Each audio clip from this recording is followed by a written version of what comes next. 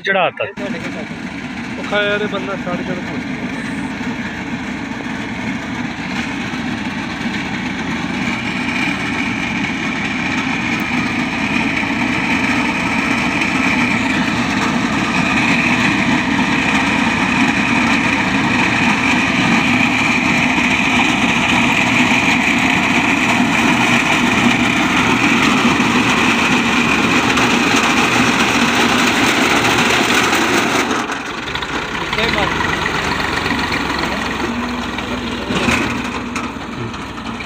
नहीं कटाई तो सही आई है बिल्कुल ठीक है